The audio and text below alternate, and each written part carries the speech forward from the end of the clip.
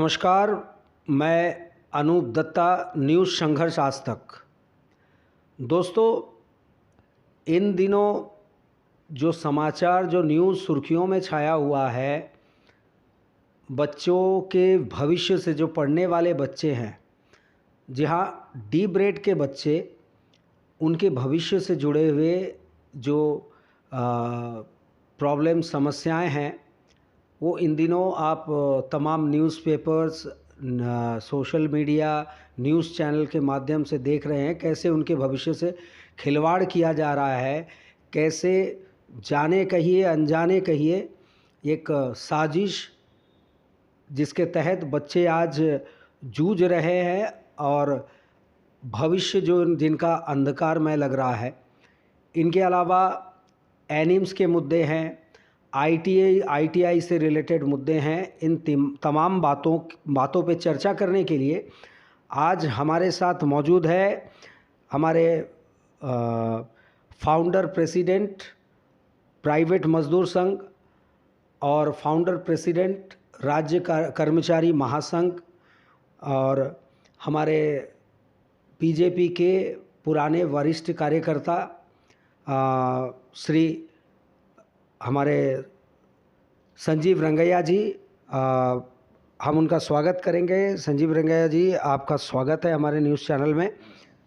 और संजीव जी, आप ये कहिए, और हम आपसे जानना चाहते हैं कि ये जो मसला चल रहा है डी ब्रेड के बच्चों के भविष्य का, जो एग्ज़ाम नहीं लिख पा रहे हैं, करीब 24 पेपर्स उनके अभी भी पेंडिंग्स है, बकाया है, तो ये तमाम समस्याएं क्या है और इसकी वजह क्या है? क्या ये अगर कहीं गलती हुई है तो क्या किसी अनपढ़ के द्वारा हुई है या पढ़े लिखे व्यक्ति के द्वारा की गई गलती है? ये अनूप दत्ता जी, मेरी ओर से सबसे पहले आपको और आपको नमस्कार, और मैं आपका आभार प्रकट करता हूं कि आप अपने चैनल के संघर्ष आज तक के माध्यम से मेरे विचार को जानने की कोशिश किया और मुझे अवसर मिला कि मैं आपके चैनल के माध्यम से जनता के सामने अपने विचारों को रख सकूं। जी। जहां तक डिबेट का मामला में आपने पूछा, 27 मई को मुझे सोशल मीडिया के माध्यम से मालूम चला कि एबीवीपी के पदाधिकारीगण अपना स्टेटमेंट दे रहे थे कि डिबेट को लेकर क्या समस्या है। मुझे काफ़ी दुख हुआ और मैंने उसी वक्त शाम को ट्विटर के माध्यम से अंडमान निकोबार द्वीप समूह के मुख्य सचिव श्री जतेंद्र नारायण जी और केंद्र सरकार, प्रधानमंत्री माननीय मोदी जी, अमित शाह और केंद्र सरकार को ट्वीट के माध्यम से मैंने समर्थन भी जुटाया, अवगत भी कराया। उसके बाद 22 जून को डिबेट के एक एक्स असिस्टेंट प्रोफेसर जो कि डिबेट में काम कर चुका है, उसका एक चैनल के माध्यम से उन्होंने सारे बातें खुलकर रखा कि क्या कारण है। जी। अफसोस की बात यह है कि कोई अनपढ़ आदमी अगर इतना बड़ा गलती करे तो माफ़ किया जा सकता है, लेकिन एक इंटेलिजेंट आदमी, एक पढ़ा लिखा इंसान इन सब बातों को जानने के बाद अगर बच्चों को ऐसे अंधकार का मझधार में फंसा दिया तो ये चिंता का विषय है। जी। तो मुझे पता चला कि आज से 2-3 साल पहले पांडिचेरी यूनिवर्सिटी ने 17 कंडीशन दिया था जी। कि इनको फुलफिल करने के बाद जो है आपको रजिस्ट्रेशन मिल जाएगा, जो एफिलिएशन मिल जाएगा। 3 साल बीत गया, बच्चों का एग्ज़ाम लिया, हॉल टिकट दिया, लेकिन ये नॉर्म जो था, जो 17 कंडीशन था, उसको फुलफिल नहीं किया गया। मैं ये जानना चाहता हूँ कि ये कौन सा ऐसा कंडीशन है जो फुलफिल नहीं हो रहा है, जिसके वजह से एफिलिएशन नहीं हो रहा है। इसके बारे में जांच होना चाहिए और कौन जिम्मेवार है। अभी मुझे डॉक्टर सैयद जो असिस्टेंट प्रोफेसर था डिबेट का, उनके चैनल के माध्यम से मालूम चला कि जो तत्कालीन प्रिंसिपल है, he is not eligible for the post. तो मेरा ये जो विचार है कि प्रशासन इस पर सख्त कदम उठाए और ये जांच कराई और पता लगाई कि कौन जिम्मेवार है जिसके वजह से बच्चों का ज़िंदगी जो है अंधकार में फंस गया। यहाँ तक कि जो डिप्लोमा में करते हैं वो लेटरल एंट्री के अंदर उनको डिग्री का मिलता है, उन बच्चों का, उन विद्यार्थियों का जो है आपका 24 से 28 पेपर पेंडिंग है, वो कब एग्ज़ाम देंगे?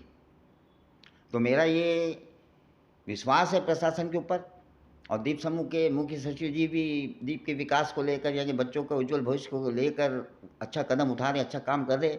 मुझे आशा है कि इस मामले में जल्द से जल्द वो हस्तक्षेप करेंगे ताकि इन विद्यार्थियों को, बच्चों का ज़िंदगी बर्बाद होने से बचा सके। और जो जिम्मेवार है उसका जो है दायित्व फिक्स करना चाहिए, उसका रिस्पॉन्सिबल फिक्स करना चाहिए कि कौन जिम्मेवार है इसके लिए। कहीं ना कहीं ये भी जानकारी में आ रहा है कि महाराष्ट्र जो यूनिवर्सिटी है उनके साथ इनका MOU साइन हुआ है, लेकिन इसमें भी कुछ समस्याएं हैं, और ये उनके जानकारी में होते हुए या ना होते हुए ये गलती कैसे हुई कि एफिलिएशन अपने क्षेत्र के बाहर वो दे ही नहीं सकते। देखिए, ये जो मेमोरेंडम ऑफ अंडरस्टैंडिंग है वो महाराष्ट्र यूनिवर्सिटी से एग्रीमेंट बनाया गया। सबसे पहला सवाल ये उठता है कि महाराष्ट्र यूनिवर्सिटी जो है अपने टेरिटरी से बाहर जो है एफिलिएशन नहीं दे सकता। उसके लिए लंबा प्रोसेस है, जब तक वो विधानसभा में महाराष्ट्र में पास होना जब जाकर होगा। लेकिन जब उनका टेरिटरी से बाहर, महाराष्ट्र स्टेट से बाहर वो एफिलिएशन नहीं दे सकता, तो अंडमान निकोबार द्वीप समूह पोर्ट ब्लेयर में डिबरेट को एफिलिएशन कैसे दिया, क्या प्रोसेस था। और एक बात जो मुझे समझ में आई है, ये ना जानबूझकर ये साजिश रचा जा रही ताकि डिबरेट को जो है आपका डीम यूनिवर्सिटी बना दिया जाए, ताकि यही पेपर बनाएंगे, यही साइन करेंगे, यही डायरेक्टर रहेंगे, सब कुछ इनके हाथ में चले जाएगा। और जबकि यहाँ जो संगठन है स्टूडेंट का, वो चाहते हैं कि सेंट्रल यूनिवर्सिटी हो। सेंट्रल यूनिवर्सिटी रहेगा तो फीस कम रहेगा, हिंदुस्तान के कोने कोने से बच्चे यहाँ आएंगे, उनके पेरेंट्स यहाँ आएंगे, अंडमान के लिए भी अच्छा है। और डीम यूनिवर्सिटी अगर ये बनाया जाएगा तो उसमें फीस ज़्यादा लगेगा, पैसा ज़्यादा लगेगा। अंडमान में गरीबी रेखा के नीचे ज़्यादा बच्चे हैं, मध्यम परिवार बच्चे हैं, वो बच्चे का उनको एडमिशन कैसे वो मिल पाएगा, कैसा मिल पाएगा, वो कैसा पैसा जुटा पाएंगे यहाँ एजुकेशन के लिए। तो इस सब बारे में मैं केंद्र सरकार को भी अवगत कराया है, और कि इस बारे में गंभीरता से इस समस्या को लिया जाए और बच्चों का भविष्य को बचाया जाए। क्योंकि अंडमान निकोबार द्वीप समूह में मेल लैंड कतर नहीं है, यहाँ के स्टूडेंट बहुत अच्छे हैं, यहाँ कोई आंदोलन, कोई बदमाशी कुछ नहीं हो, तो पढ़ने के लिए आते हैं, दूर दराज इलाका से आते हैं, आइलैंड से आते हैं, शांतिपूर्वक अपना पढ़ाई में रहते हैं। लेकिन आज उनको ऐसा मजबूर कर दिया गया कि मैं देखा उस दिन बरसात में भीग कर गेट के सामने डिबरेट का जो है धरना दे रहे। मैं खुद भी गया तो उनको समर्थन जुटा नहीं। तो इस बारे में प्रशासन से निवेदन है, प्रशासन से। आप ये कहना चाह रहे हैं कि शांतिपूर्ण तरीके से जो बच्चे स्टूडेंट्स सभी रह रहे हैं उनको जानबूझ के आंदोलन के रास्ते पे डाला जा रहा है, हाँ, धकेला जा रहा है आंदोलन के रास्ते पे। नहीं तो अंडमान में कभी भी कोई स्टूडेंट या कोई कर्मचारी कोई आंदोलन की तरफ नहीं जाता। बड़ा शांति प्रिय जगह है, लोग बड़े मिलजुल कर शांति ढंग से रहते हैं। लेकिन इसका ये मतलब नहीं कि उसका गलत फ़ायदा ना उठाया जाए जी। क्योंकि ज़्यादा खामोशी के बाद अगर तूफान होता है ना तो खतरनाक तूफान उठता है, वो ख़राब ना किया जाए, द्वीप समूह में माहौल ख़राब ना किया जाए जी। और संजीव जी, एक और मुद्दा है ITI का। तो ITI के भी कई ऐसी समस्याएं जो सामने आ रही है। 3 ITI है, 3 जगह पे है, लेकिन 3 ही इनसे संभाला नहीं जा रहा है। ये तमाम समस्याएं क्या है जी? ITI का जो मसला है, ये अंडमान निकोबार द्वीप समूह में 3 ITI है। एक निकोबार में, एक बकुंतला में, एक पोर्ट ब्लेयर में, और एक ही इसका प्रिंसिपल है जो पोर्ट ब्लेयर में बैठकर और उसका मैनेजमेंट देख रहा है। पिछले पेंडेमिक के टाइम में भी निकोबार का ITI से मुझे जो था संबंध किया, मुझसे जो कांटेक्ट किया गया, और उन्होंने स्टूडेंट जो थे उधर हॉस्टल में थे, उन्होंने बताया कि उनको जो है स्टाइपेंड नहीं मिल रहा है, और पेरेंट जो गरीब परिवार के बच्चे जो वहाँ पढ़ रहे हैं, हार्ड एरिया में पढ़े हैं, उनको पैसा का बड़ा मुसीबत खड़ा हो गया था। लेकिन मैंने तुरंत प्रशासन का ध्यान में लाया, ध्यान आकर्षण किया, प्रशासन को अवगत कराया, लेकिन प्रशासन ने तुरंत कार्रवाई किया और उसे 8-10 दिन के अंदर उनको स्टाइपेंड मिलना शुरू हो गया जी। कुछ दिन पहले निकोबार टाइम्स में ये आया था कि जो निकोबार में ITI है उसमें इंस्ट्रक्टर नहीं है, टीचिंग स्टाफ ही नहीं है। मेरा ये कहना है, ये दूर दराज इलाके में बच्चों को हॉस्टल में छोड़ दिया गया, अगर वह पढ़ाने वाला ना हो, सही तरीक़ा से पढ़ाई ना हो, मैनेजमेंट सही तरीक़ा से ना हो, तो इसका फ़ायदा क्या है? सिर्फ डाटा से तो काम नहीं चलेगा कि हमारे पास 3 डाटा में दिखा दिए कि हमारे 3 कॉलेज है, इतने स्टूडेंट है, लेकिन स्टूडेंट का हाल क्या है? जब इस टीचिंग स्टाफ नहीं होगा तो स्किल वर्कर या स्किल मैन पावर कहाँ से निकलेगा, ताकि वो सेल्फ एम्प्लॉयमेंट के अंदर अपना रोजगार ले सके और 1-2 को नौकरी दिला भी सके। मेरा जो अपना व्यक्तिगत विचार है, यहाँ का जो ITI का प्रिंसिपल है वो बहुत होशियार है, इंटेलिजेंट है और मैनेजमेंट को लंबा वर्षों से संभाल रहा है पोर्ट ब्लेयर में। अगर उसको निकोबार में जिम्मेवारी दे दिया जाए तो वहाँ का जो है आपका ITI का जो निकोबार में जो इंस्टीट्यूट है, इंडस्ट्रियल ट्रेनिंग इंस्टीट्यूट, उसका विकास होगा, बच्चों का भविष्य उज्जवल होएगा, क्योंकि इनको यहाँ काफ़ी लंबा समय से तजुर्बा है पोर्ट ब्लेयर में। और एडमिनिस्ट्रेशन जो है पोर्ट ब्लेयर का जो ITI है उसमें जो है अपने मुताबिक जो जिम्मेवार है, जो सूटेबल है, उसको ये जिम्मेवारी दे दीजिए, एडिशनल चार्ज दे दीजिए, तो निकोबार का समस्या जो है वो हल हो जाएगा और अच्छा जो है स्किल्ड वर्कर जो है वहाँ से निकलेंगे और बच्चों का भविष्य में बड़ा योगदान रहेगा। जी जी। और कहीं ना कहीं इसके बाद ये ITI डीब्रेड की समस्याएं हैं, ये परिलक्षित हो रहा है, दिख रहा है संजीव जी के कहीं ना कहीं ये मैन क्रिएटेड है, तैयार किया गया है और स्किल्ड इतने तजुर्बेकार एडमिनिस्ट्रेटिव के पोस्ट में रहे हैं, अब जो है संभाल रहे हैं डीब्रेड को, ITI वगैरह। इसके बावजूद अगर गलती कर रहे हैं तो इनकी जिम्मेदारी का आकलन और हिसाब प्रशासन को लेना चाहिए कि नहीं लेना चाहिए? देखिए, प्रशासन को इस मामले में पूरी तरह जांच कराना चाहिए, क्योंकि एजुकेटेड पर्सन है उधर, सब चीज़ को समझते हुए इतनी बड़ी गलती कैसा हुई? 3 साल के अंदर जब पांडेचेरी आपको 2-3 साल से ऊपर हो गया, जब वो कंडीशन दे चुका है, क्या कारण है कि वो फुलफिल नहीं हुआ? उस कारण को पता लगाना चाहिए, कौन जिम्मेवार है। जब जाके भविष्य में कोई भी ऐसा कदम नहीं उठाएगा, काम नहीं करेगा और बच्चों का, विद्यार्थियों का ज़िंदगी से खिलवाड़ करने की कोशिश नहीं करेगा। मेरा मकसद है कि किसी भी कीमत में बच्चों का ज़िंदगी से खिलवाड़ नहीं होना चाहिए।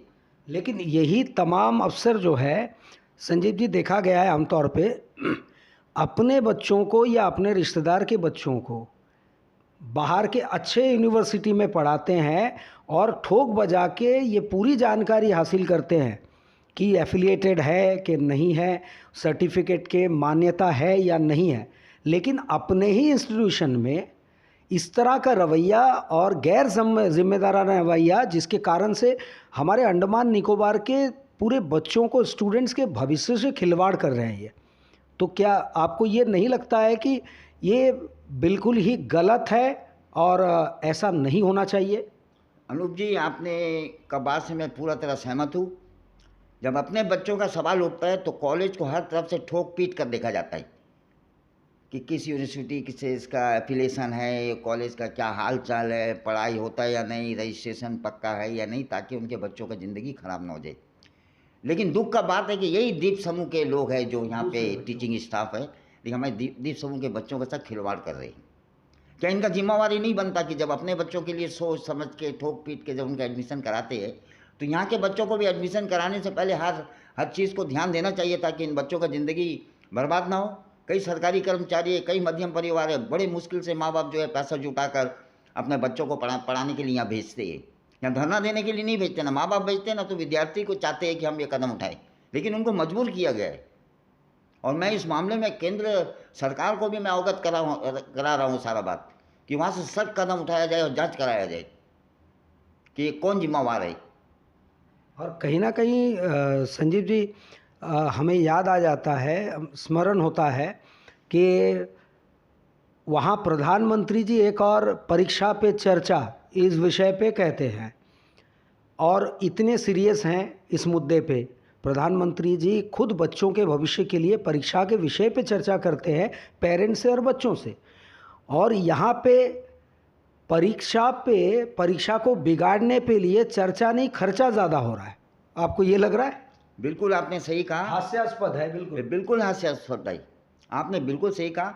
लेकिन यही कारण है क्या जो स्टूडेंट हो या अंडमान निकोबार द्वीप समूह की जनता हो, उनका पूरा विश्वास और वो नज़र केंद्र पे गड़ा कर बैठे जी। कि हमारा एक ही है देश का जो माननीय प्रधानमंत्री मोदी जी, उसके रहते हुए हमारे साथ अन्याय नहीं हो सकता। उस स्टूडेंट से भी मैंने बात किया, उन्होंने भी यही कहा कि अब प्रधानमंत्री पर आशा है कि कोई कदम उठाए, क्योंकि वो स्टूडेंट के ऊपर पूरा ध्यान देते हैं। प्रधानमंत्री जी बहुत इस मामले में बहुत ही सीरियस है और बारीकी से इस पे नज़र रखते हैं, और ये इसी चीज़ से प्रतीत होता है कि इस विषय पे वो आए दिन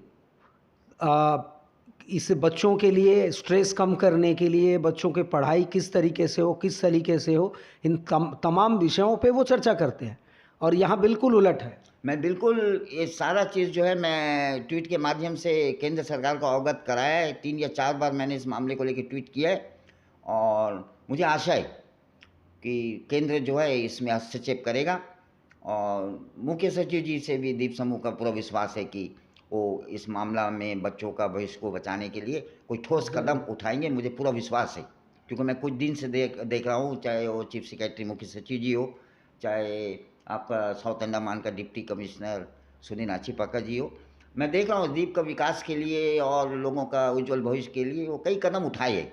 वो अपने ओर से कोशिश में लगे हुए, और मुझे भरोसा है कि वो कोई ना कोई कदम उठाएंगे।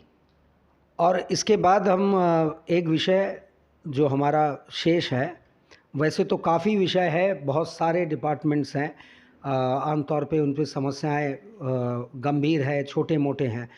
अब हम आएंगे एनिम्स पे। एनिम्स का जो मुद्दा इस वक्त चल रहा है, उसके संदर्भ में आप क्या कहना चाहेंगे? देखिए, एनिम्स का जो मुद्दा है मेडिकल कॉलेज का, मैं उस वक्त राज्य कर्मचारी महासंघ का अध्यक्ष था। आपने ये मुद्दा उठाया भी था? ये मुद्दा हमारे संगठन की तरफ से उठाया गया था, लेकिन मैं एक विचार मुद्दा उस वक्त में क्या रहा है जो अब भी चल रहा है? मुद्दा ये है कि वहाँ पर टोटल जो पोस्ट है वो 450 के करीब है अपॉइंटमेंट करने का, जिसमें से करीबन 150 बच्चे जो है वो 7 से 8 साल पहले जब मेडिकल कॉलेज का स्थापना हुआ उस समय से काम कर रहे हैं। वो लगातार काम कर रहे हैं। पैंडेमिक के दौरान वो अपने परिवार को छोड़कर, अपने बच्चों को छोड़कर, उन्होंने पूरी तरह से अपना जिम्मेवारी को निभाया। ना 1 रुपया फालतू मंगा, ना कोई पैसा का डिमांड किया। जो उनको मिलता था उसी में वो सारा काम करते थे रात और दिन। लेकिन अचानक से एक नोटिफिकेशन आया कि फ्रेश अपॉइंटमेंट होगा और ये बच्चों को निकाल दिया जाएगा। जी। मेरे विचार में गलत है। उन बच्चों ने इसका बुनियाद डालने टाइम, इसका स्थापना का समय से लेकर लगातार काम कर रहे हैं। ये 150 बच्चे जो DRM में और शादी ब्याह कर चुके हैं, उनका अपना परिवार है, उनके बच्चे हो चुके हैं, आज अगर वो निकाल देंगे तो उनका परिवार में सिर्फ वो शिकार नहीं होंगे, उनके बच्चे भी शिकार हो जाएंगे, उनका भी भविष्य अंधकार में चले जाएगा। तो मेरा ये अपना निवेदन है प्रशासन से, और कि ये जो 150 बच्चे जो एनिस में DRM में काम कर रहे हैं उनको आप रेगुलर कर दीजिए। नहीं, एक और बात, क्षमा चाहूँगा आपको बीच में टोकने के लिए। संजीव जी, कहीं ना कहीं ये जो बच्चे शुरुआती दौर पे आपने कहा फाउंडेशन के वक्त से काम कर रहे हैं, तो ये कहीं ना कहीं उनको तजुर्बा हो चुका है, वो स्किल्ड हो गए हैं। अब एक स्किल्ड को हटाकर फिर से फ्रेश ले तो वो तो फिर ज़ीरो से ही शुरू होता है। तो ये सोच आपको कैसे लगता है, सही है कि गलत है? बिल्कुल सही कहा। उनका बड़ा लंबा तजुर्बा हो गया है वो इंस्टीट्यूशन में, मेडिकल कॉलेज में। उनको हटाने से, नया स्टाफ आने से फिर वो नया से शुरुआत होता है जी। इनका जो है कि जिम्मेवारी है प्रशासन का, जब तकलीफ का समय में और बुनियाद का समय में और पेंडेमिक का समय में बिना किसी डिमांड करे, बिना कुछ पैसा मांगे या कुछ फाइनेंशियल बेनिफिट मांगे वो लगातार काम करे, तो प्रशासन का भी जिम्मेवारी है कि उनके लिए कुछ करे। क्योंकि हर जगह जो है फ्रंट वॉरियर को जो है सरकार जो है वो सम्मान दे रही है, इज्जत दे रही है, उन्हें फाइनेंशियल बेनिफिट दे रही है। तो हमारे जब मेडिकल कॉलेज में ये बच्चे पेंडेमिक के टाइम में फ्रंट वॉरियर का तो काम कर रहे थे, तो इनका क्यों अनदेखी किया जाए? बिल्कुल, सरकार को भी इस बारे में गंभीरता से विचार करना चाहिए। होम मिनिस्टर जी से भी मैं अपील करूंगा कि इस मामले में हस्तक्षेप करें कि ये भी एक फ्रंट वॉरियर है। मैंने काफ़ी बार देखा है, ये अनुभव रहा है मेरे, लेकिन यहीं पे इनके अफसरों के, मेडिकल ऑफिसर्स के कोई अलाउंस अगर नहीं दिया जा रहा है, उसके लिए इनकी शोर शराबा, गवर्नर से मिलना, ये काफ़ी होता है इनका। लेकिन वहीं पे एक गरीब बच्चे, गरीब एम्प्लॉई के साथ में नाइंसाफ़ी हो रहा है। यहाँ पे उनका रवैया जो होता है बिल्कुल नेगेटिव होता है, तो इस पर आप क्या कहेंगे? नहीं, बिल्कुल आपने सही कहा कि बच्चे जो ये जितना काम और अपना ड्यूटी में ये काम करते हैं उतना जो है रेगुलर स्टाफ भी करते हैं। बिल्कुल इनका जो पैसा मिलता है और उनको जो मंथली पे मिलता है वो ज़मीन और आसमान का फ़र्क है। जी। लेकिन इन्होंने कभी भी अपनी ड्यूटी में अनदेखी नहीं की, अपनी जिम्मेवारी निभाने से ये बच्चों ने कभी पीछे नहीं हटा। जी। तो चाहिए कि एडमिनिस्ट्रेशन जो है ये 150 बच्चों, मेरा जो विचार है 150 बच्चों को कंटिन्यू कर दिया जाए। फ्रंट वॉरियर है, सरकार भी सम्मानित करे, आप भी इन्हें सम्मान दीजिए। और जो 300 साढ़े 300 जो पोस्ट है उसका फ्रेश अपॉइंटमेंट कीजिए। मैं भी इस बारे में व्यक्तिगत रूप से मैं केंद्र में इस मामले को उठा रहा हूँ और राज्य कर्मचारी महासंघ भी जो है इसमें अपना जिम्मेवारी निभा रहा है। और बच्चों के मामले में अखिल भारतीय विद्यार्थी परिषद भी सक्रिय है इस वक्त में। और अब हम अंत में यही जानना चाहेंगे कि इन तमाम मुद्दों को और ये परेशानियों को, इसके लिए ज़िम्मेदार कौन है, कौन नहीं है, ये तमाम बातों को चर्चा के बाद, बातचीत के बाद हम जानना चाहेंगे कि आप आगे इस पर प्रशासन से क्या अपील करना चाहेंगे और केंद्रीय जो हमारे केंद्र में बैठे हैं सरकार, उनसे क्या अपील करना चाहेंगे? ये पहले बात तो एडमिनिस्ट्रेशन को नीचे जो लेवल होता है, जो डिपार्टमेंट का कंपोनेंट अथॉरिटी थे, उनको मिसगाइड करते जी। इनका जिम्मेवारी है कि सही बात जो है सामने रखे। और जो अंडमान में जो एडमिनिस्ट्रेटिव ऑफिसर है, जो ब्यूरोक्रेट्स है, और चाहे वो किसी भी सामाजिक कार्यकर्ता हो या किसी भी राजनीतिक दल से जुड़ा हुआ हो, उनका फर्ज है कि केंद्र सरकार का सामने सही बात रखे, सही चीज़ बताए। क्योंकि दिल्ली में बैठकर उनको नहीं मालूम होगा या क्या हो रहा है। या आपकी जिम्मेवारी है कि सरकार को का ध्यान आकर्षित करे, सरकार को अवगत कराए। तो मैं नहीं समझता कि सरकार जो है कभी कदम पीछे हटाएगी। खासकर आज जो केंद्र में जो भारतीय जनता पार्टी की सरकार जो मोदी जी के नेतृत्व में चल रही है, मैं नहीं समझता कि अगर सही तरीक़े से उनको जानकारी मिले तो कोई भी समस्या का हल निकालना कोई मुश्किल नहीं होगा। मुझे पूरा विश्वास है। बहुत बहुत शुक्रिया। ये थे संजीव रंगैया जी। हम जो अपना विचार रख रहे थे, अपने जानकारी साझा कर रहे थे हमारे साथ कि किस तरह से समस्याएं इन तमाम डी ग्रेड के बच्चों को, इनका भविष्य कैसे अंधकार में जा रहा है, इस वक्त कैसे अंधेर में लटका हुआ है, आईटीआई की समस्याएं, एनीम से जुड़े कर्मचारियों की समस्याएं, इन तमाम समस्याओं से हमें एक चीज़ समझ में आ रही है कि अगर चाहे तो इंसान या अफसर जो कहें, जो कुर्सी पे बैठे हैं, वो चाहे तो इसका हल निकाल सकते हैं, लेकिन सोच और कार्य ये सकारात्मक होना चाहिए और पॉजिटिव होना चाहिए। ना कि सोच नेगेटिव हो तो आपका रिज़ल्ट भी, जो आपका रिज़ल्ट आता है वो भी नेगेटिव होता है। तो इसी उम्मीद के साथ कि इन तमाम समस्याओं को गौर से एडमिनिस्ट्रेशन सुने, इसकी सुध ले और इन बच्चों के भविष्य को अंधकार में गुम होने से बचाए, कोई रास्ता निकाले, हल निकाले।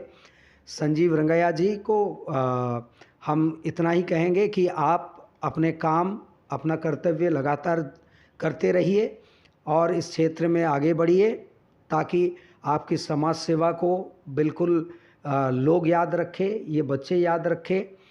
और आपका बहुत बहुत शुक्रिया हमारे चैनल में आने के लिए और हमें जानकारी देने के लिए। आज इतना ही, इसी उम्मीद के साथ कि बहुत जल्द से जल्द प्रशासन इसकी सुध लेंगे, बच्चों का भविष्य संभालेंगे, बचाएंगे और कोई एक निश्चित हल इसका निकल पाएगा। इसी उम्मीद के साथ मैं अनूप दत्ता, न्यूज़ संघर्ष आज तक।